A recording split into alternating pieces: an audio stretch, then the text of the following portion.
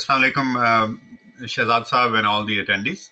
Uh, Before we can start, I see a raised hand by Basit Ashraf Saab. Do you have a question?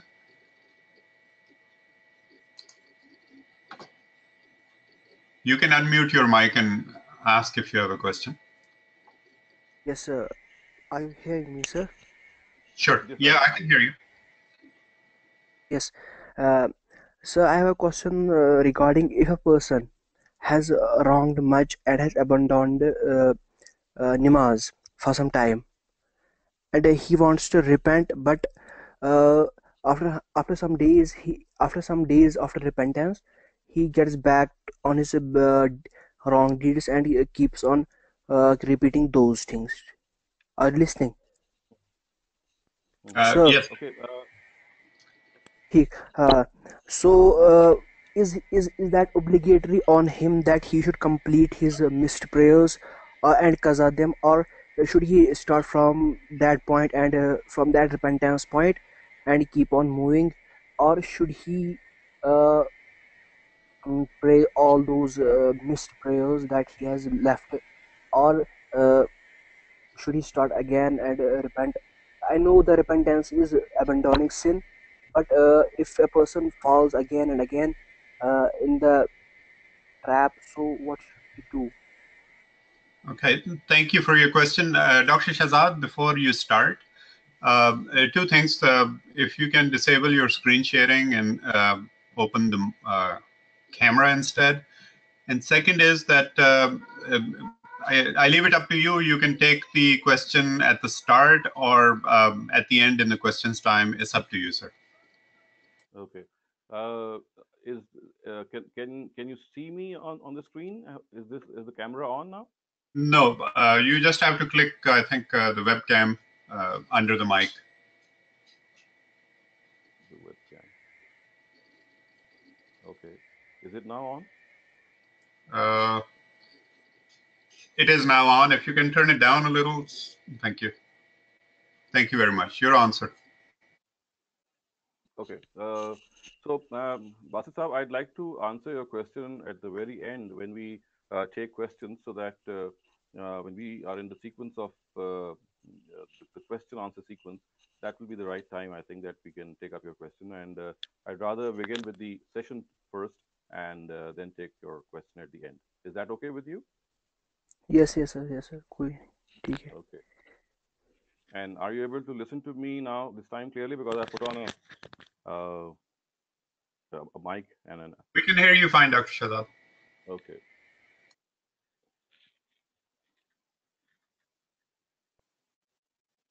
So, Bismillah ar-Rahman ar-Rahim. Welcome to the third session of our Islam Study Circle. And as we have already outlined, the format which we follow in this session, in this circle, is that initially we discuss something which relates to our practical life and specifically issues of ethics and morality. And in the second part, we generally take up some common misconception regarding Islam. So, as far as the first part is concerned, which deals with some of the important behavioral and attitudes that we should adopt, the right mannerisms and the right directions in this regard, the topic that I've chosen today for you is we'll speak about some thing regarding charity and charitable behavior, because this is something which is of primary importance. If you study the Quran, you'll find out that the Quran has actually encapsulated its directives of the prayer and to give in the path of God, and juxtapose them and place them together at a number of times. So it seems that there are two foundations of our religion. The first foundation relates to our relationship with the Almighty, which is through the prayer. And the second foundation of religion relates to our relationship with our fellow beings, and that is through charity and charitable behavior. So let's talk about today about regarding charitable behavior and how we as individuals can come up to the mark regarding charity and charitable behavior. So when I say charity and charitable behavior, let me explain a little more. Charity in itself is something which deals or which actually regards some of our spending that we do for the cause of God. And as far as charitable behavior is concerned, it of course does not merely restrict itself to charity, which I mean is spending in cash or in kind, but it actually reflects a behavioral pattern. It reflects an attitude that we need to adopt when we are dealing with our fellow human beings. So it's if I can give an example, just as we have parents and we have our siblings, so in a very similar manner, we have the Almighty and we have our brethren. So in case of our parents, we are looking up to someone. In a very similar way, in case of God, we are looking up to our Creator. And since He has not only created us, He has also created our brethren, our fellow human beings. So therefore, we have this two-pronged relationship with the divine in the vertical direction and in the horizontal direction with our fellow human beings. So as far as these horizontal direction is concerned, in which we are dealing with our fellow human beings, I'd like to say that the first and foremost thing that we need to understand when we are spending in charity, or when we are, for example, up to the fact that we are facing some calamities in our country, or the fact that there is no calamity, but we have a lot of people around us who might be needing our charitable behavior. So there are some things of caution that we need to be very, very careful of. And I'd like to point them out. First of all, if we are giving something in charity, it has to be understood that we must not show off our charitable behavior. For example, if we are spending some money for the cause of some maybe charitable organization or an individual or any person, it is absolutely against the norms to brag about and to boast about our charity or the charitable behavior which we have adopted. Because you see, the basic purpose of charity is to elevate you spiritually. And this can only be achieved if this spending remains between you and your Almighty. If you start showing off and you start telling other people what you have done or what you're achieved in this regard, more often than not, it is counterproductive. Of course, there is an exception in this regard, in which perhaps when we teach our children or our young ones, at times we spend in charity before them, so that they are induced, so that they are encouraged, so they are urged that they too should adopt a charitable behavior. So that's like an education. So that's an exception. I'm not talking about that. If we do spend in the cause of God, and we would like our children to follow our example, then this is of course something which we should do. But what I'm talking here is about our general behavior, in which whenever we do a good deed, whenever we spend in the path of God for the cause of God, we end up trying to actually tell people what we have done. We would like ourselves to be noticed. Now, this is something which is very counter, as I said, to the charity spending that we are required to do, because the basic purpose of charity spending is lost. Now, the second pitfall, or the second area in which we should be very careful, is that we must not remind people that we have been charitable to them. Because this often happens that when we have a difference of opinion with people, we remind them at times that in the past we had been spending on you, we had been giving to you a lot of money, for example. And then what we do is that we actually hurt that person. Because if we are hurt by him or her, then we have to place that hurt in its proper context and deal with it, instead of reminding him or her about our past charitable behavior. So the Quran says, "La tubtilu sadaqatikum bil manni wal aza." Don't create this evil portion in your charity by reminding other people of your favors on them, and thereby hurting them. So this is the second thing that we must avoid. We must absolutely avoid that. We must never remind our people, to the people to whom we have been charitable to. This would be a very mean thing, a very wicked and a very wretched thing. So let's be very fair in this regard, as I said, that we must not remind people of our favors. Thirdly, my dear participants, another important thing is that if we have to refuse someone vis-a-vis charity, then let it be in a very, very congenial way, in a very polite way. We must not scold people. Of course, we know that there are people around us who have taken to beggary, or other people who might not have taken to beggary, but they keep asking us about money. And at times we get irritated because of their repeated demands. But then again, this is an area in which we have to exercise restraint. We must tell ourselves that people who are in bother, people who are in pain, people who are deprived, it's it is something very difficult for them to contain themselves. So if they ask us repeatedly, at times it is their own compulsion. They cannot do without it.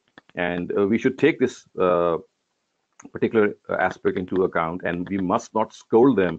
We must not tick them off in this area. We should politely refuse them. At times, of course, our pockets are not in a position to spend on others. So the best thing is to just give a polite refusal and tell them that you can, of course, come back again. And another thing in this particular area I'd like to point out is that at times when our own pockets are empty, what we can do is we can, of course, ask our friends. We can ask other people around us. We can just give a phone call. We can write a WhatsApp message to our acquaintances and ask them that I myself am not in a position to help such and such a person, but if you can help such and such a person, it would be a great thing to do. So it's just not your own self that you should be always aware of. You can always ask your friends, your acquaintances, your immediate surrounding, people who live there, that if they are able to help, because many a time there are people who are waiting to be called upon and they can help you out. It's just a question of we being shy. At times when someone asks me and I have nothing in my pocket, I do shy away. I tend to shy away. Okay, why should I ask for money for someone? But remember, we are not asking for ourselves. We are asking for someone else. At best, we shall be refused. So what? We always have other opportunities. We have a list of friends, don't we? We have a list of acquaintances, don't we? We have so many people to turn to. So just by circulating a message to other people can at times work. And similarly, never underestimate, my dear participants and my dear viewers, the power of dua. At times we are helpless. At times even our friends are helpless to help other people. But the Almighty, the Creator of the heavens and the earth, is never helpless. If we present our petition, if we present our demand before Him and place our demand before Him, we of course are not asking for our own self.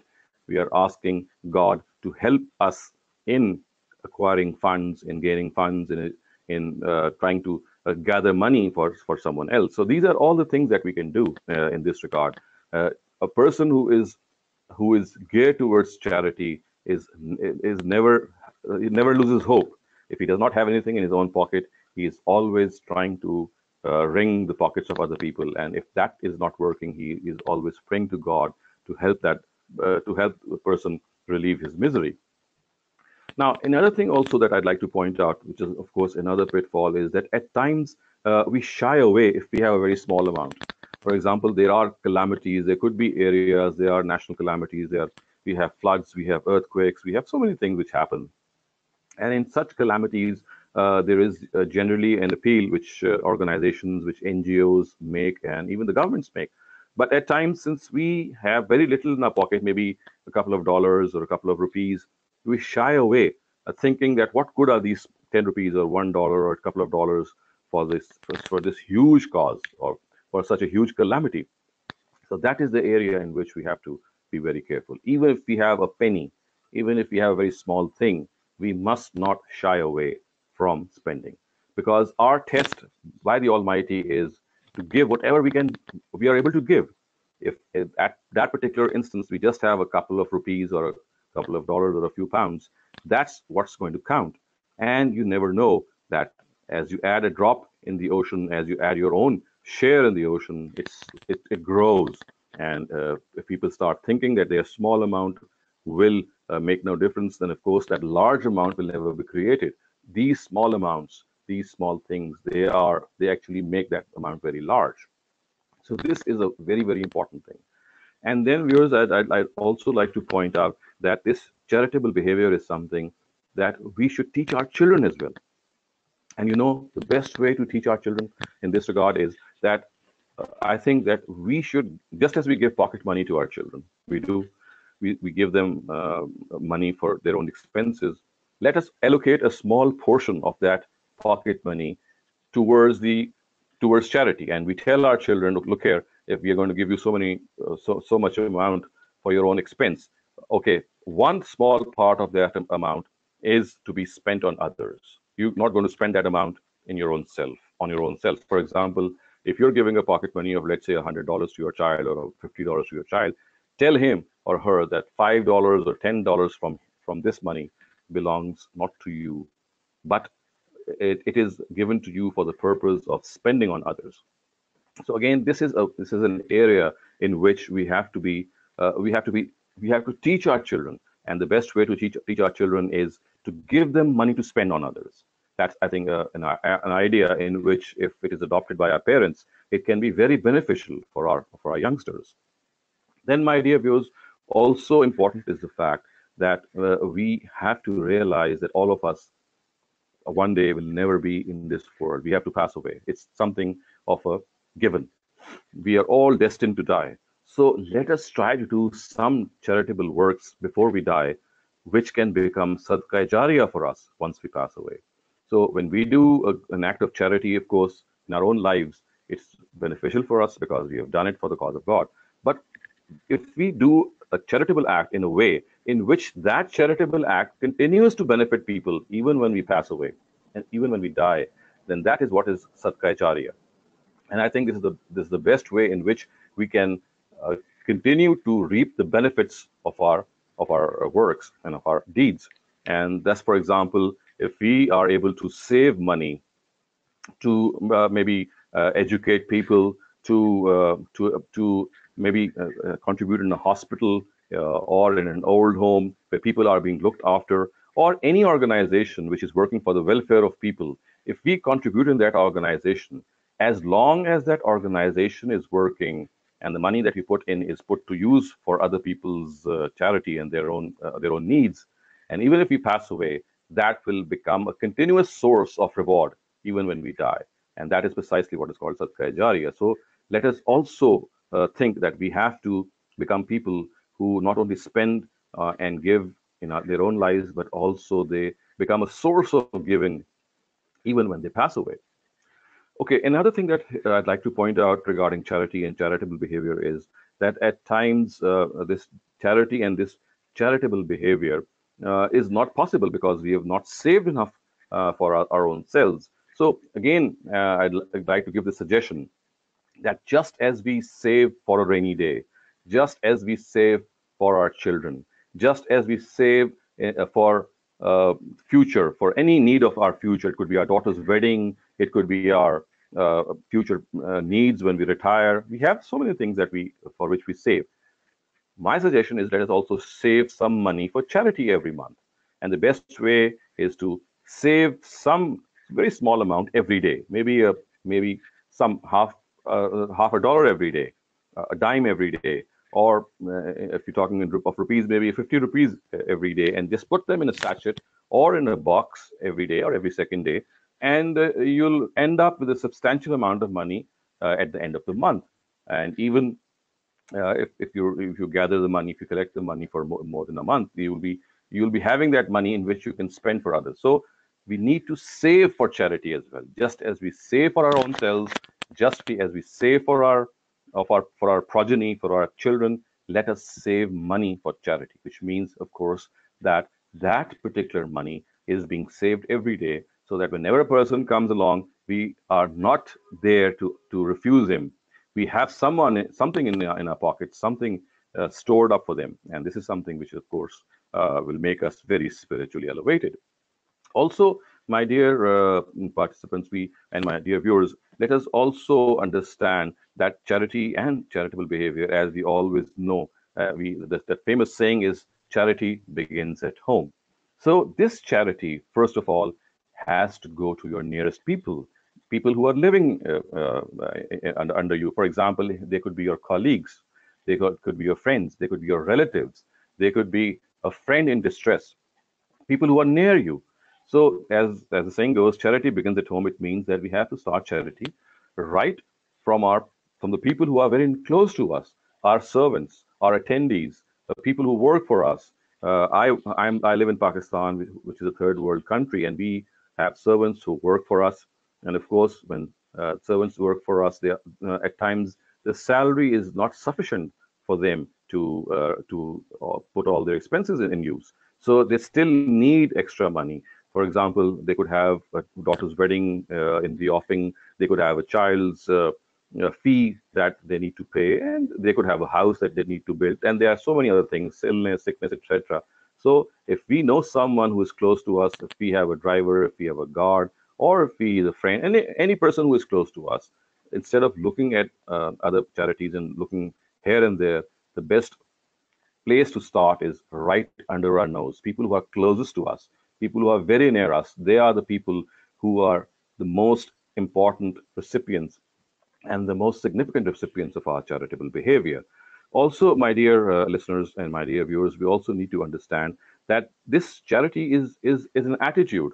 Giving of charity is an attitude that we need to inculcate in our own selves. The Quran says, "Allazina yunfiquna bil-layli wan-nahari sirran wa alaniya," which means the believers are those who spend day and night in the for the cause of God, whether they are hidden or whether they are apparent.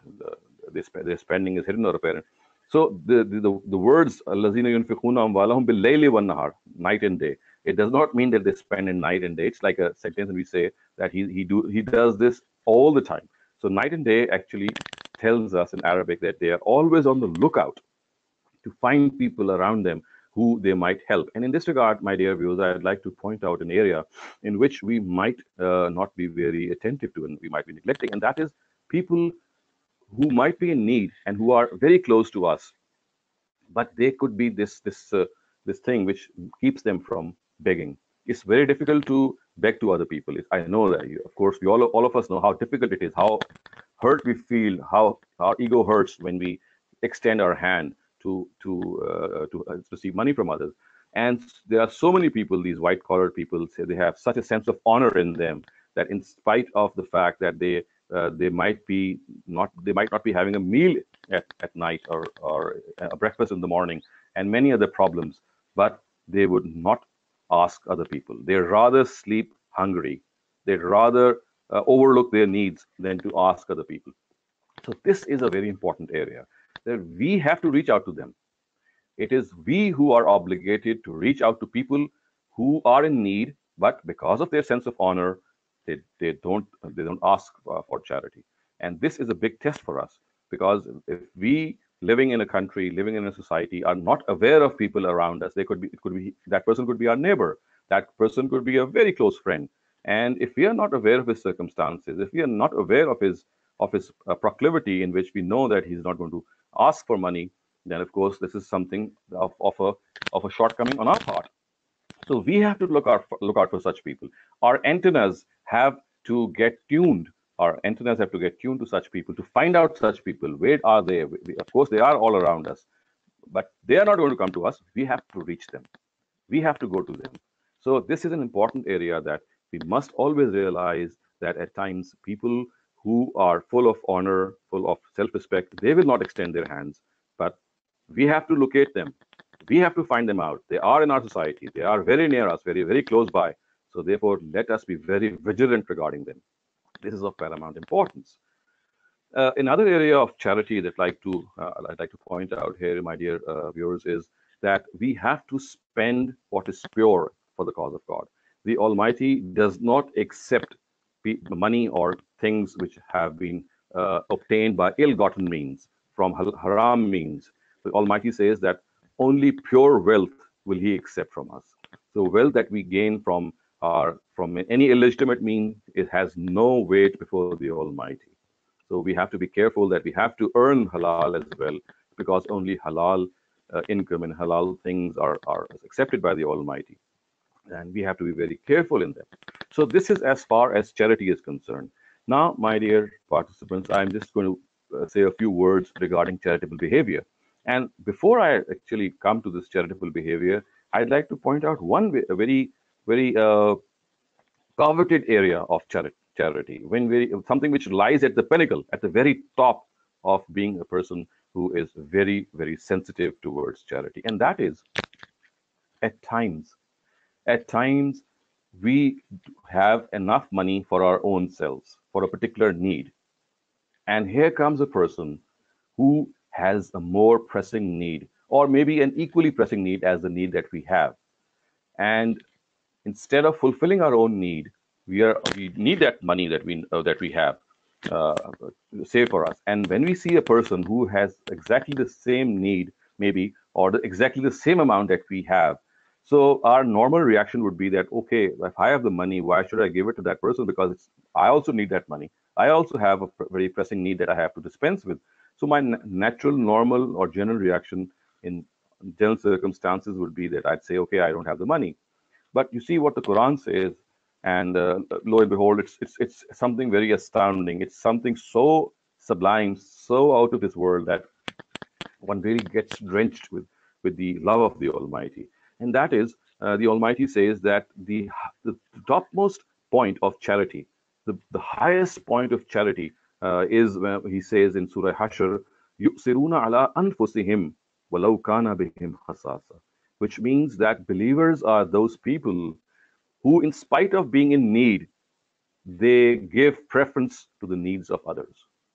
And this is something of an outstanding nature, that we have the amount saved up for our own self. We don't know what will happen if we give away that money. Maybe you have to pay a bill tomorrow or something very important day after tomorrow. But here comes a person who has a similar pressing need. So let me narrate to you a couple of, or just a single example in which, in fact, I have so many experiences which my elders and my colleagues have told me in this regard, that whenever they have attempted to give away what they had for the cause of God, it was such a sublime experience. But that when they gave away their money and they knew that they'll be needing that money the very next day or the day after, somehow something happened and the Almighty reimbursed not only that amount that we gave, but much more. And this is where my elders and my very, very, I would say, relished and cherished teachers have told me that we cannot see God, of course. We cannot touch God, of course. But here we can experience God. It is here that we can experience God. Because if you spend for others, He comes down and He gives you the money which you had spent and much more. So this is an experience which one has to go through to understand how one will actually feel when this happens. And as the Quran says, this is the pinnacle, that you give in spite of being needy. And when you give in for the cause of God, we must remember, as I said, the Almighty never deprives us. It might be a temporary thing, but ultimately, when our need is going to be met, or we need that money for that particular time, much before it, the Almighty will replenish us not only with that, but with much, much more.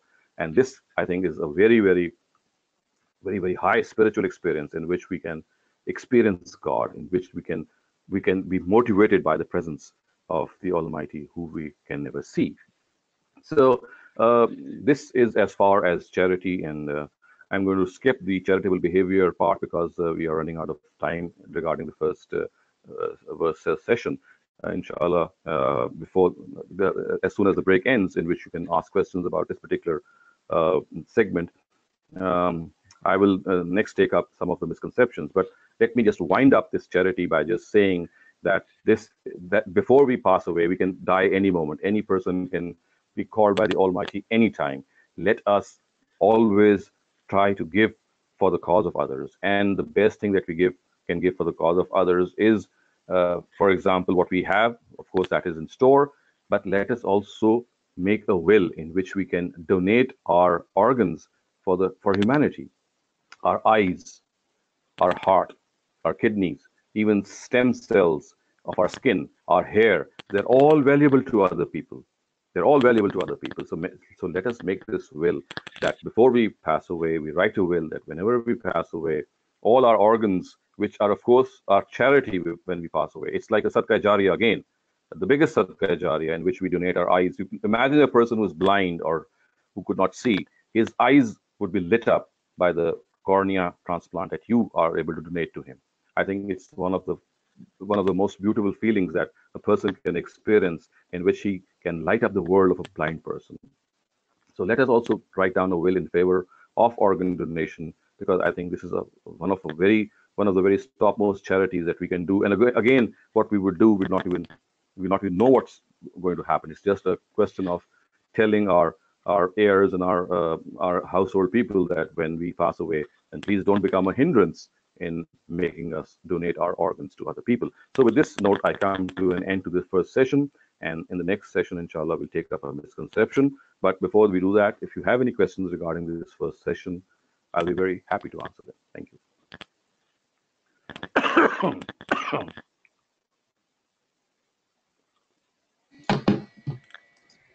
We have a question from Yassine Fahad. Please go ahead and unmute your mic and ask your question. Assalamu alaikum.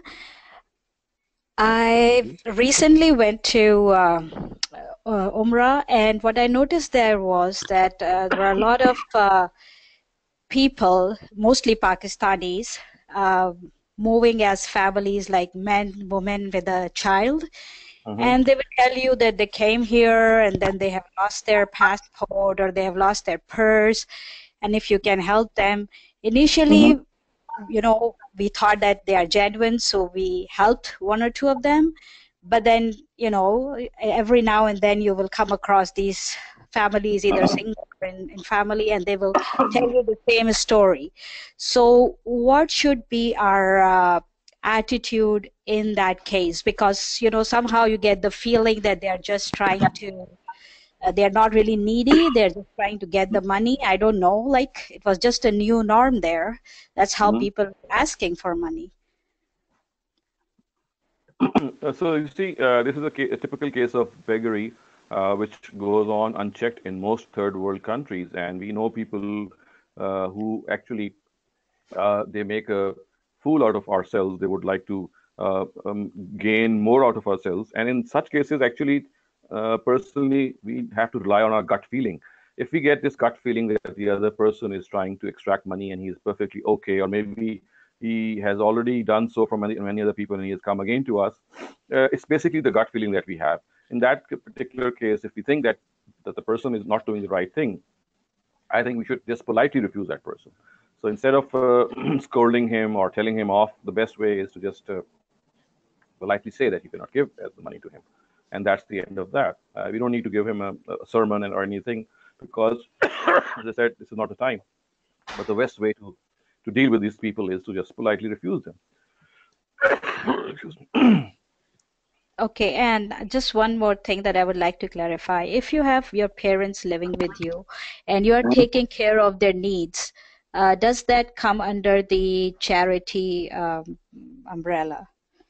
Yeah, of course it does. You know what the Quran says? The Quran says, "Kul ma anfaqtum min khairin falil walidain wal aqrabin." It is said in the Quran when they ask you about where to spend, tell them, O Prophet, "Kul ma anfaqtum min khairin lil walidain." The first thing that you can spend charity is for your own parents. People think that charity is something of something of sort in which we should look down upon, or it's a fund in which only the needy are catered for. No, it's not like that. Charity is like spending for our own brethren as well. You know what the Quran has said in another place? It says, "Inna Allah ya'murukum bil adli wal ihsan wa ita'i zil qurba." God enjoins you amongst various things to spend on your kith and your kin, your closest relatives. So when you give something to your father, to your mother, to your sister, to your brother, or to your friends, even if they are not in need, but maybe they could be in need, of course, but if you give them something of a gift, maybe, or something which is of their, they can put to use, then that too is counted as charity. This is what the Quran says, and I think we should rectify our concept in the light of the Quran that charity is not something to be looked down upon. It is a very noble deed, and it can be given to our parents as well. The Quran says, "Kul ma anfaqtum min khairin falil walidain." The first thing it sounds regarding the heads of charity is walidain, which are your parents. Okay, thank you. Right. Thank you, Dr. Sab. Have a question from Taj Khan. Please unmute your mic and go ahead and ask your question. Dr. Saab, there are in Islam we all know that there are some mandatory part of charities like zakat, and then there are some sadaqahs. Could you shed some light on those two aspects of charity? And also, I think there has been a common perception in the Muslim community that charity cannot be given to non-Muslims. And could you address that a little bit, please? Thank you. Right. Okay. So the first part of your question is that the mandatory charity or the obligatory charity, of course, is called zakat, and that is something which is the minimum amount that we have to give in the path of God. This is like praying the first zakat of a prayer. So when we pray the first rakat of our prayer, then we are just doing what has been made obligatory or mandatory upon us. Of course, we can go much beyond that by praying nafils and sunnahs. In a similar way, the obligatory part of spending in the way of God, for the cause of God, is called zakat, which of course is levied on your produce, which is levied on your income, which is levied on your savings. That's another area which I'll deal with, inshallah, in some of the later talks, because it needs much more elaboration. But for the moment, it needs to be understood that that obligatory part is a small part. We have to go well beyond that. 2.5% of our wealth, or in some other cases, 5% of our income, etc., etc. That forms a very small part of what we can actually spend for the cause of God. Because you see, one thing is infaq, which means spending in the cause of God, and one part of that infaq is zakat, which is a very small part of infaq. So just as a farz zakat of any prayer are the minimum, which are or which are the essential part which are required, and over and above them is like becoming a high achiever or achieving more gains.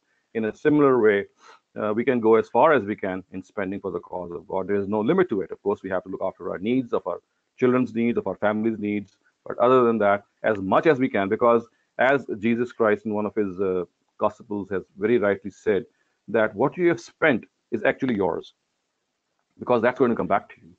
So let's be more considerate of the fact that we will spend as much as we can.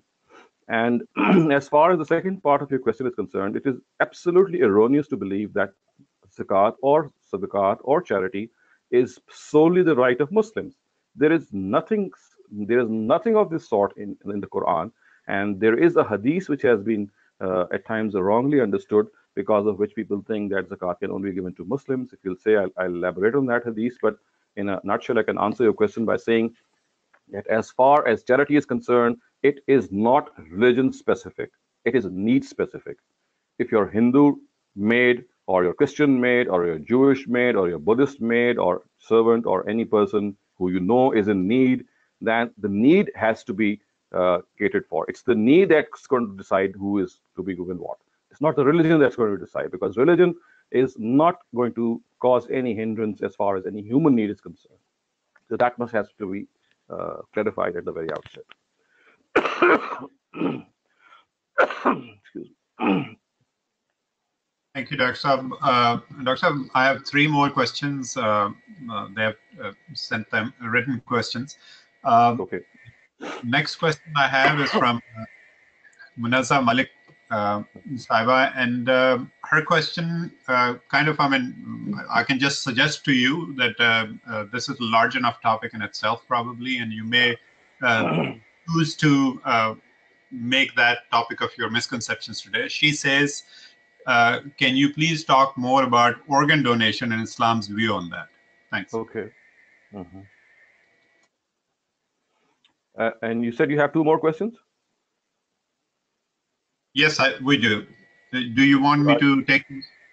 If they relate to the topic, we can take them now. Or if they don't relate to the topic, then we'll take them up at the end. Asks, can a son spend his zakat fund on her mother's urgent and large medical bill in a situation where mother is obligated to pay zakat herself? And then he explains she has her own money in a savings fund for monthly profit, but does not wish to use that. And the last question may or may not be with the topic, and you can decide that. Hasib Kiani Saab asks, what is the cause of God? And these 3 are there, so you can choose to address them whichever way. So as far as giving zakat to your parents is concerned, what we need to understand is that regardless of the person being a parent, a sibling, or a child, or any other person, if the person is in need, we can give zakat to him. And need is something which is not always defined by the fact that a person himself is paying zakat. Because you see, needs vary from people to people, from strata to strata, people who live in various sections of society. What can be need for me cannot necessarily be a need for you. If your mother needs something to be paid regarding her medical bill, and in spite of being maybe slightly well off, she's not able to do so, zakat money can be given to her, because you are actually giving something which she herself cannot do so. So this is not the right approach as we generally would see. So zakat can be given to any needy person, including your parents, including your siblings, including your children, as long as that person is in need. And as I said, need is not something to be explicitly defined across the board in a single way. Needs vary from people to people. They vary from people who are very well off, people who are less well off, to people who are poor. Each person has different needs. So we have to decide according to that. And as far as the last question is concerned regarding the cause of God, the cause of God means anything which relates to the welfare of people and for the welfare of the religion of God. So in Arabic, the words used are fi sabilillah. Fi sabilillah means the path of God, the cause of God, and everything which relates to his own furtherance of his own religion that he has asked us to follow and practice, and everything which relates to the patronage and furtherance of his creatures relates to the cause of God. So these are the two areas for the brethren for our own brethren, and for everything that we can do for the cause of our religion.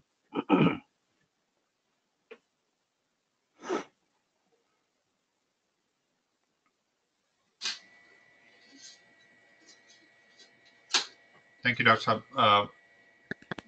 Okay. One question still remains, and if you like. Could you remind me of the question?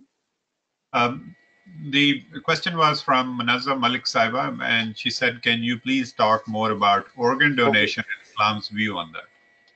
As I said, it's a very simple thing. Organ donation has not been touched upon by Islam because it's a matter of ijtihad. In the times of the Prophet, this was not an option. Of course, this has been a recent option.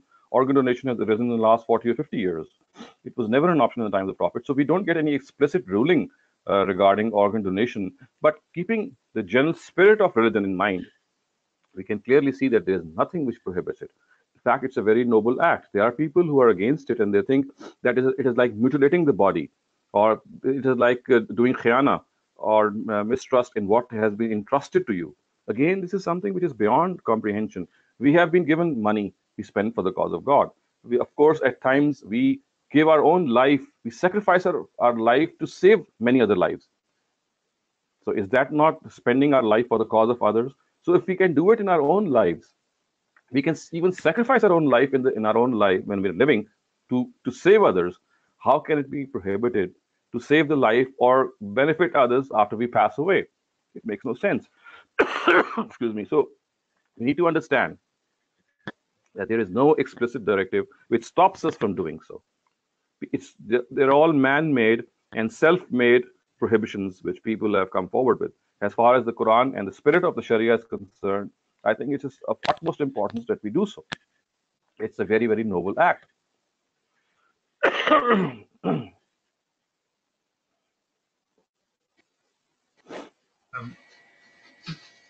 Dr. can I move on to the next one? Yes, we can. Hazeeb Kiani Saab, you have follow-up questions, and it would really help if you could come on the mic and just explain your point yourself. It will be difficult for me to continue on that. I'm opening your mic, and if you like, you can ask directly.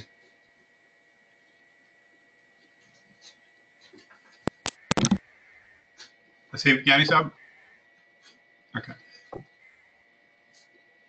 I'll take Yasin Fahad question next. Please unmute your mic and ask directly.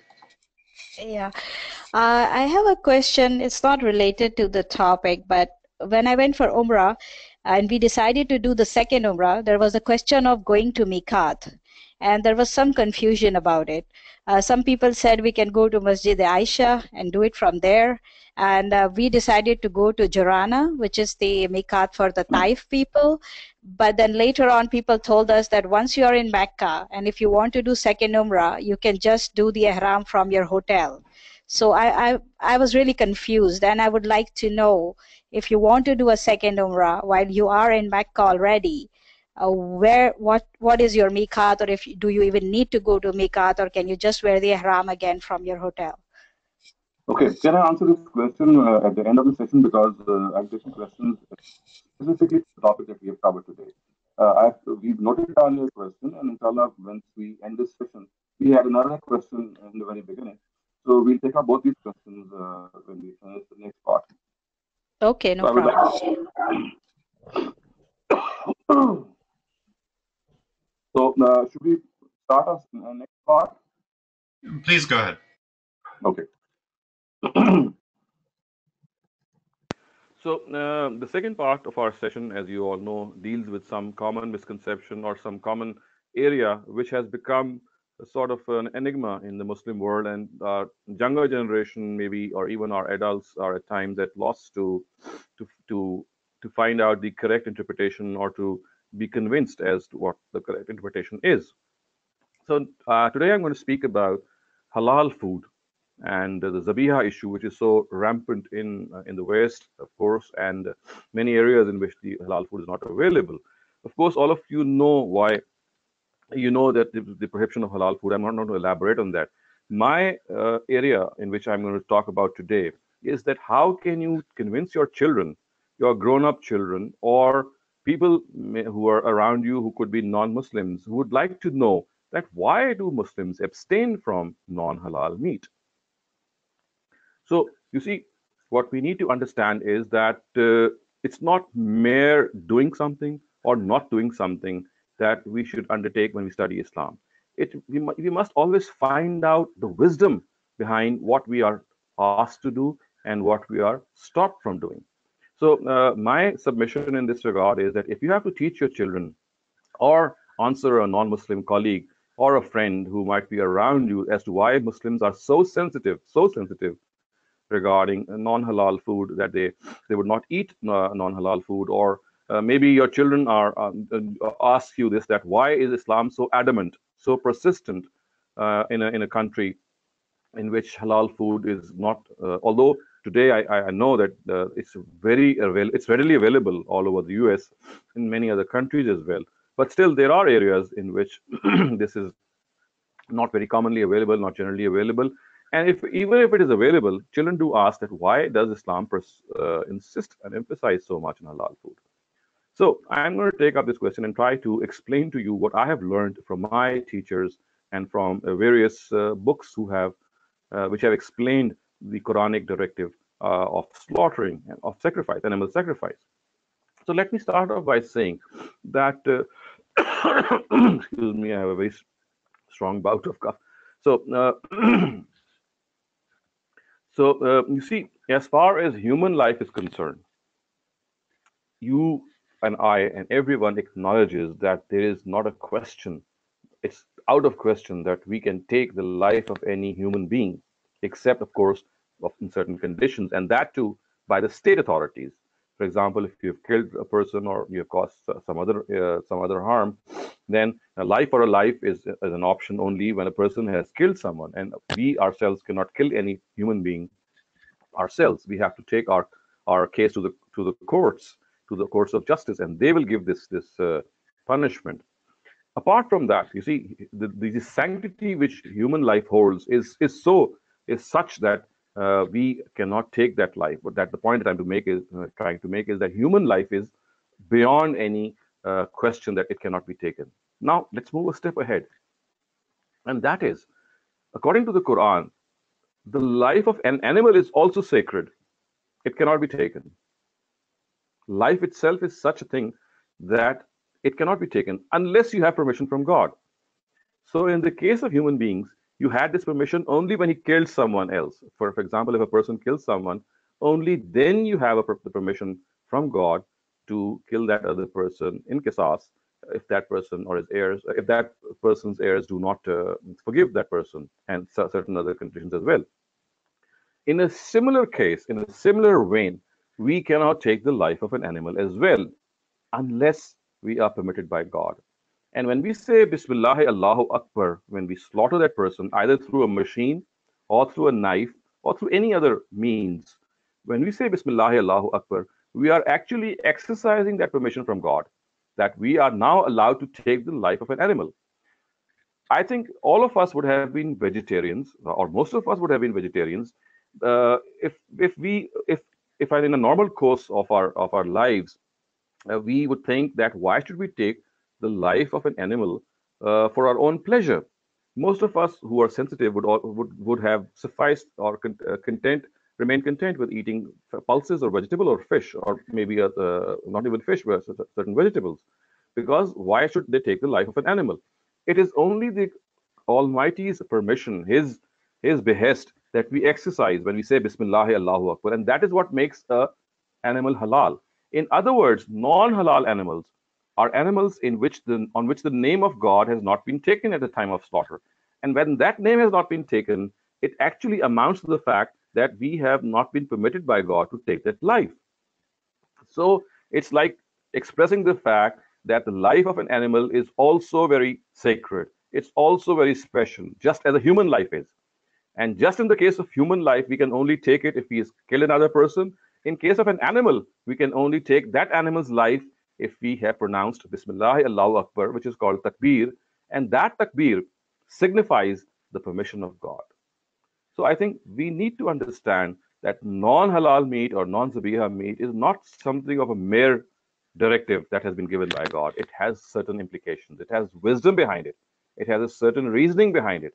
And that wisdom and that reasoning is that the life of an animal, we are not authorized to take that life. We cannot take that life unless we pronounce Bismillah Allahu Akbar, because in that case we will be doing something which we have not been permitted to. So when I try to explain this to my students or to my to people who might come across who might have a question as to why Islam insists on halal meat, I always give them this example that it's the sanctity of animal life, what to speak of human life. Even animal life is sacred to us unless we say Bismillah Allahu Akbar, because it is in the Quran that the Almighty says that He has created these animals for our consumption. And had I not found verses to this effect in the Quran, I think most of us would have been vegetarians, because being sensitive individuals, we might not have even eaten, because we would be thinking that we are taking the life of an animal for our own pleasure.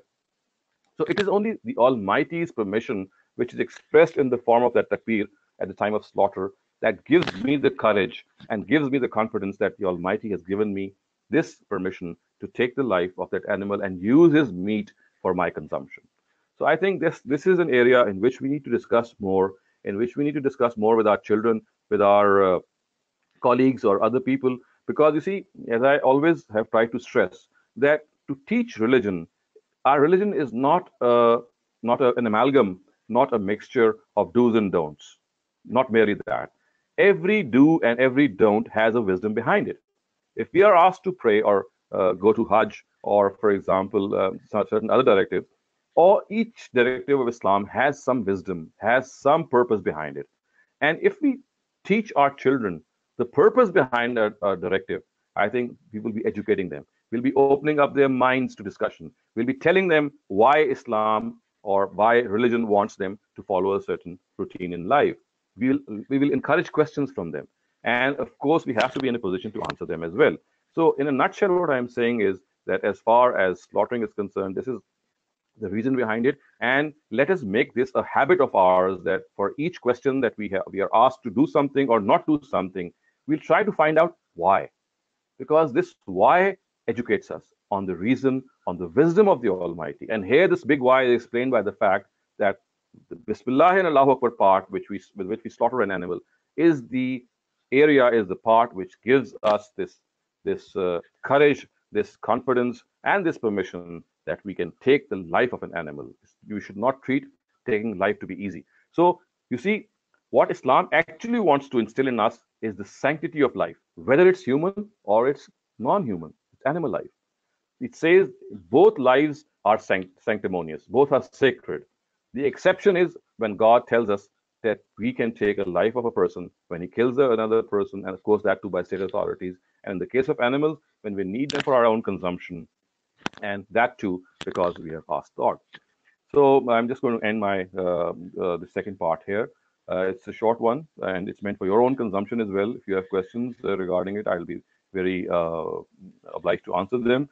But let us also make this commitment to ourselves that as far as the directives of Islam are concerned, we will teach our children the wisdom behind each directive. We'll educate them behind the wisdom, because that is the way in which they're going to really either adopt that directive or question you further to make them convinced that why should they follow a particular directive. So I'm open to questions on this particular misconception. Thank you, Dr. Saab.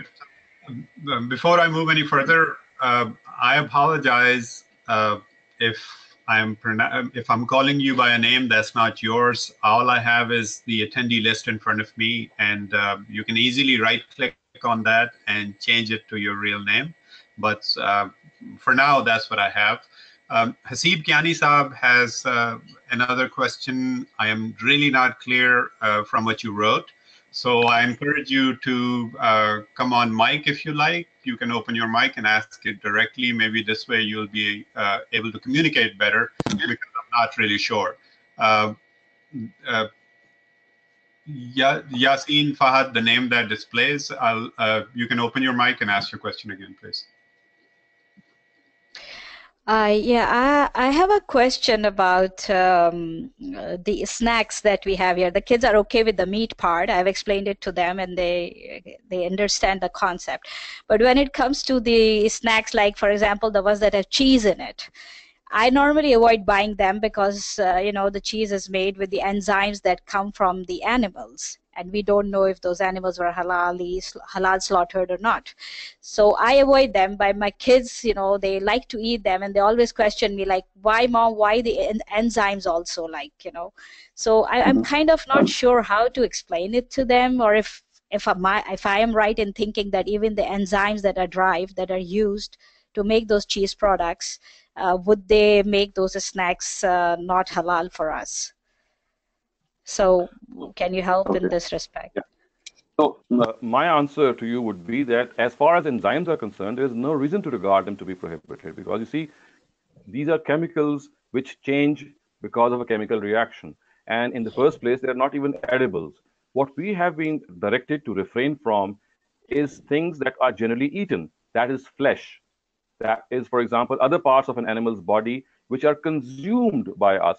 As far as enzymes are concerned, they are chemical elements or chemical things which are found in the stomach or in the intestine or other areas of a animal's body, and they are not generally consumed. They are not generally eaten. They are used for various purposes, and when they are being used for various purposes, their own composition changes because of a chemical reaction.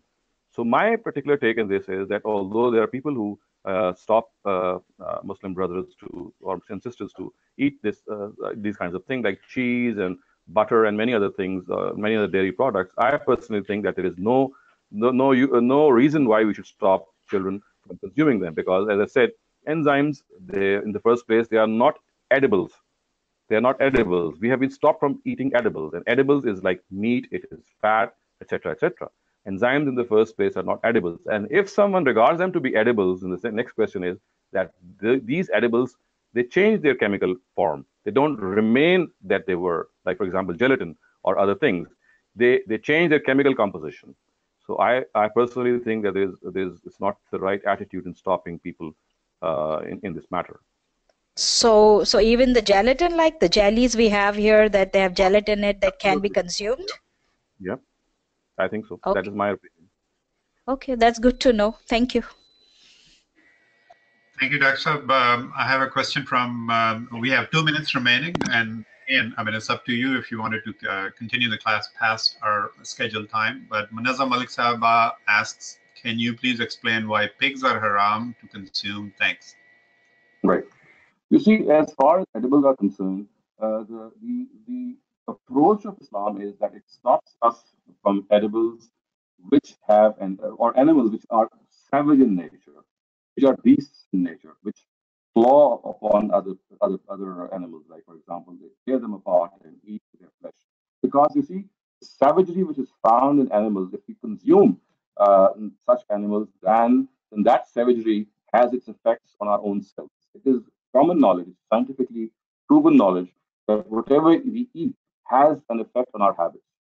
So what the Quran has said is that only things which are pure and which are not against our human nature should be eaten. And if we study the Quran and Hadith in detail, it comes to the fore. It is highlighted by the fact that things which cause bestiality, I would say, savagery and harshness in our behavior are prohibited. And these are basically carnivores, animals which eat meat by tearing them apart. And like, for example, lion, for example, sharks, these are obviously animals which we know. Now, the question which arose regarding a pig or a swine is that is it a carnivore or is it a herbivore? And is it a meat-eating animal which meat eats meat and tears apart its prey, or is it something which eats grass or other vegetation and remains alive? Because we know that as far as these pigs are concerned, they belong to both these categories. They eat grass as well and they eat meat as well. So is it that their carnivorous nature more dominant on their herbivorous nature, or is it the reverse? Because we have distinctions regarding other animals. They are either only herbivorous, they eat grass, for example, rabbits, goat, sheep, and they are absolutely carnivores, for example, as I said, lion and sharks. But there is a middle category in which there are certain animals which are carnivores as well as herbivores. They eat grass and they eat meat at the same time. And it's difficult to decide whether they should be classified as carnivores or herbivorous. So the Quran has given its verdict that the pig, although it also eats grass, and it's in this manner, it's very close to the goat, but its nature, the dominant nature in it is carnivorous, in which it actually eats out its prey as meat.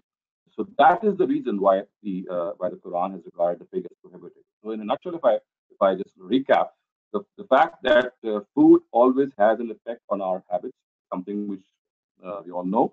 And in this regard, what we have been told is that we must avoid things that produce savagery in us. And savagery is something which is produced by savage beasts by consuming them, especially beasts that are carnivorous. And carnivorous beasts are those which eat the meat of other animals by tearing them apart. And about the pig, since it was also herbivorous and it was also carnivorous at the same time, it was difficult to decide in which category does it fall. So the Quran gave its verdict to us and told us that its carnivorous nature dominates its herbivorous nature, and therefore it also stands in the prohibited category. Our time is up, but there's two open questions. If you remember, there was a question from Basit Saab in the beginning that is still open. I had forgotten about it, but he has just written it. And then I have a question from Tosif Saab. If you allow, we can continue. I think I'll answer both these questions. Sure. As far as the first of these questions was concerned, I think if I remember correctly, the question was that if a person keeps on sinning again and again and does the same wrong thing again and again, then what should he do? Is that the question? Was that the I question? can read it out to you if you like. Yes, please Just do. He says, if a person has wronged much and had abandoned Salah often, but he wants to repent, he does it, but after some time he becomes, basically, he stops again Okay.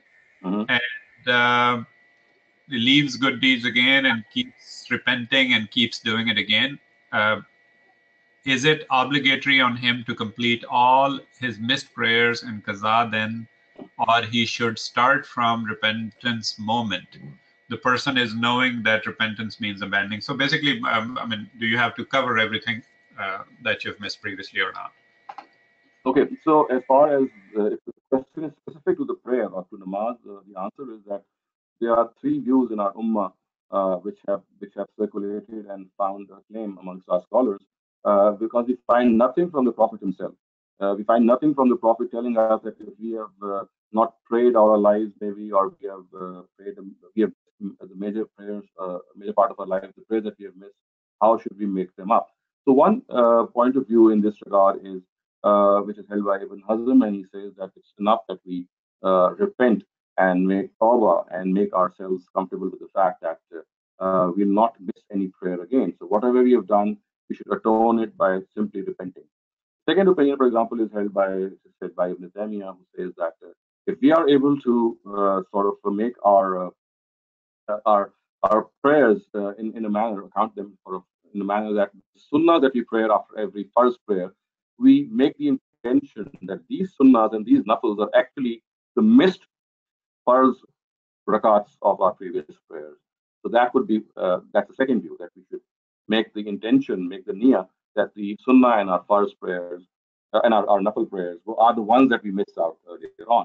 And then we have that Hanafite view of certain Hanafi scholars who say that we must count each and every prayer that we missed, each and every prayer that we missed, and then we should actually try to offer the qaza of each and every prayer. So these are the three views that have prevailed in our ummah. Each has its own logic, and personally, I think that it's up to a person to decide to adopt any of these three views, because there's nothing explicit either in the Quran or in the Sunnah of the Prophet or in any other hadith to tell us what exactly should be the way we adopt. If we are in a position, if we look at the principles of religion in which it has given us ease, then, for example, we can always say that if we have missed a lot of our prayers, for example, if we are in a later age and we have missed, let's say, several thousand prayers, then the Almighty does not uh, compel you to carry out certain things which are beyond your capacity. So the Quran says, "La yukallifullahu nafsan illa wus'aha." So perhaps in that case, the best attitude would be to repent.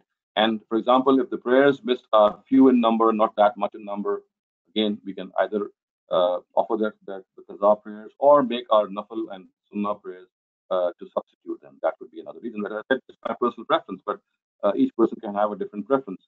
So, in a nutshell, if the prayers missed are a lot, they account for a very major part, and the only option left for us perhaps is to repent, and that's all.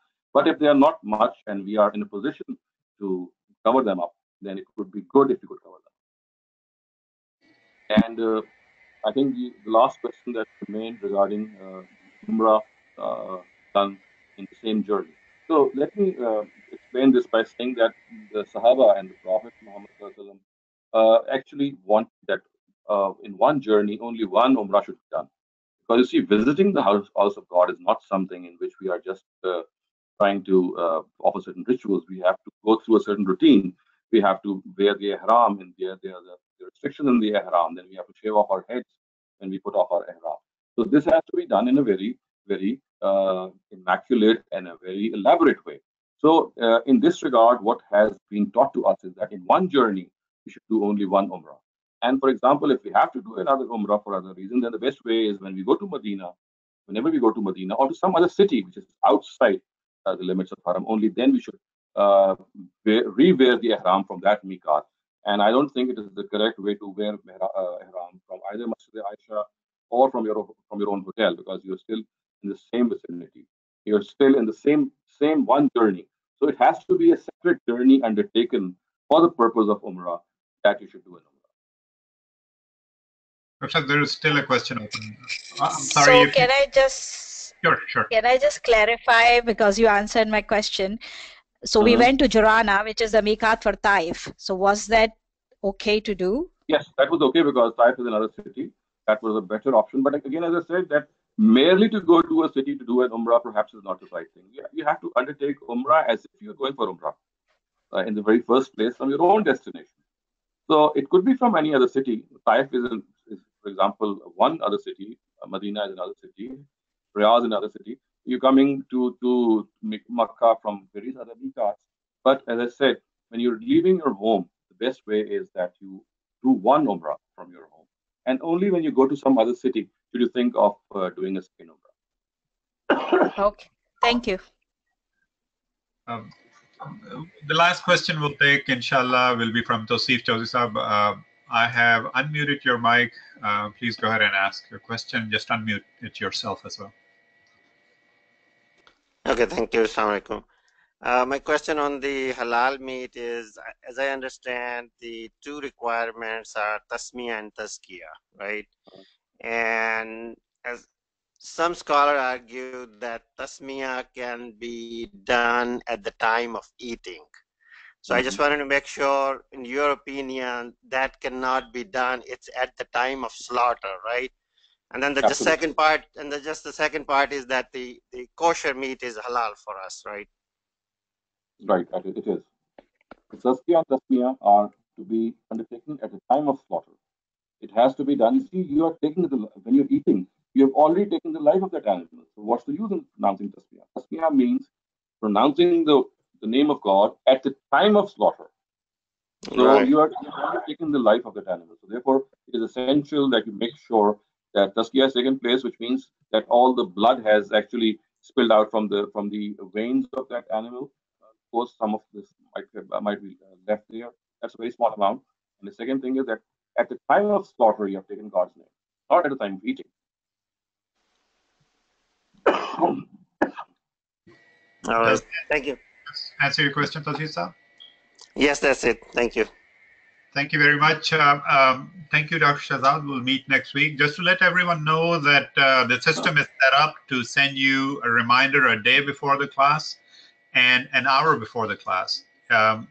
You can look at the schedule, which weekends there is no class scheduled because of some public holiday. We have skipped those weekends. However, another way to tell is that you will not get a reminder that week, that weekend when there is no class. Thank you, Dr. Saab. We'll meet next week. Okay, thank you. Allah Hafiz.